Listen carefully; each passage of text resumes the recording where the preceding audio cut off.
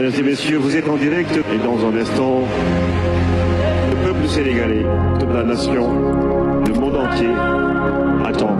Il y a un an, le président Imam Hassan Kébé prenait les rênes du pouvoir, porté par une masse d'étudiants qui voulaient le changement dans la gouvernance et la gestion de l'amicale des lettres des sciences humaines.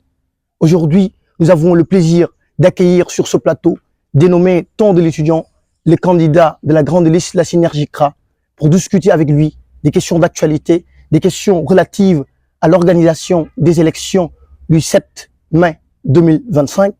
Monsieur Babacar Seck Ndiaye, nous avons le plaisir de vous accueillir sur ce plateau pour notre premier numéro. Merci d'être venu. Merci. Merci infiniment, Jim. C'est un plaisir d'être de votre aujourd'hui. Donc, je salue et je remercie vraiment votre équipe technique pour cette belle initiative. Merci. Merci beaucoup, monsieur le candidat. Monsieur Babacar Seck Ndiaye, Elhadji Babacar Seck Ndiaye, vous êtes le candidat incontesté de la liste Synergie CRA et tout le monde sait que le patron de cette liste est le président Imam Hassan Kébé. Maintenant, qu'est-ce que cela vous fait d'être porté par un homme d'une telle notoriété? C'est un grand honneur. C'est un grand honneur d'être porté par le président Imam Hassan Kébé, ainsi que tous les membres de la liste Synergie.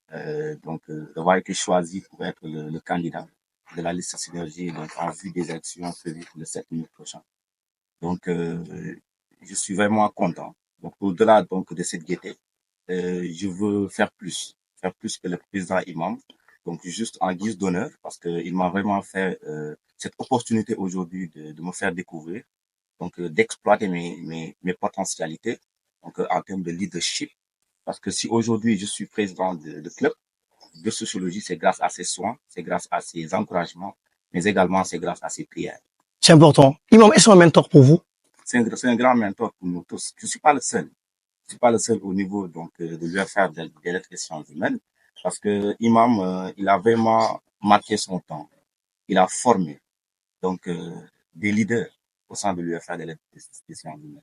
J'affirme et je réaffirme que Imam est un mentor pour nous tous, en particulier moi.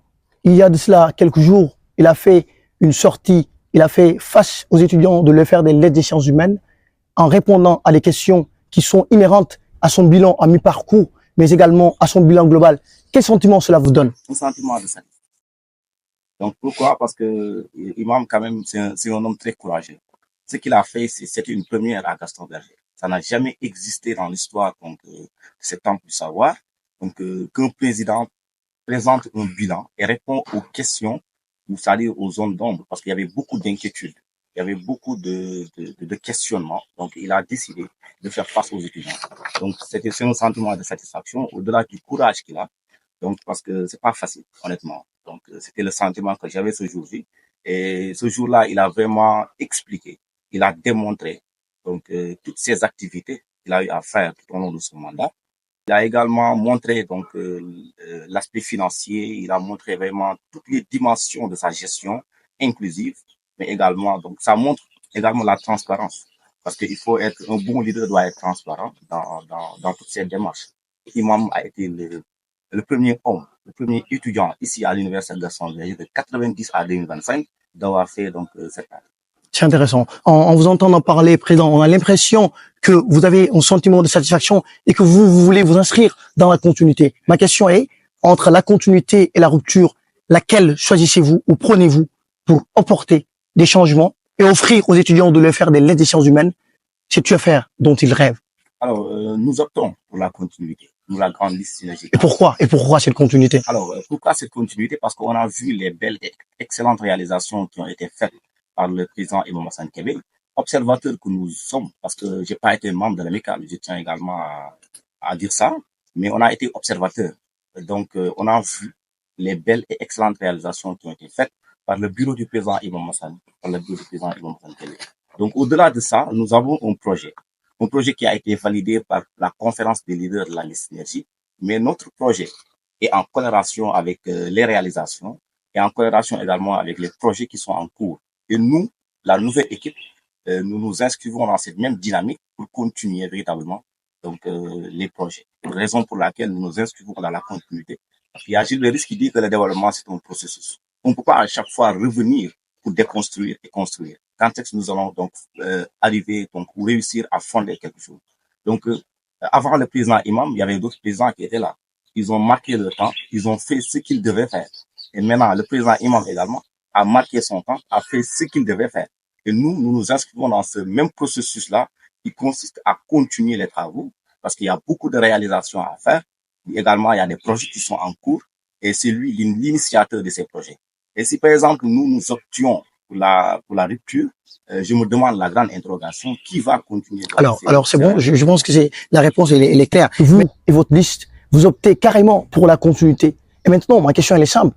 Si Dieu mettait fin à cette aventure, à ce rêve très fou, qu'est-ce qui va être votre sentiment en tant que leader affamé? Alors, nous allons accepter cette décision divine parce qu'on est croyant après tout.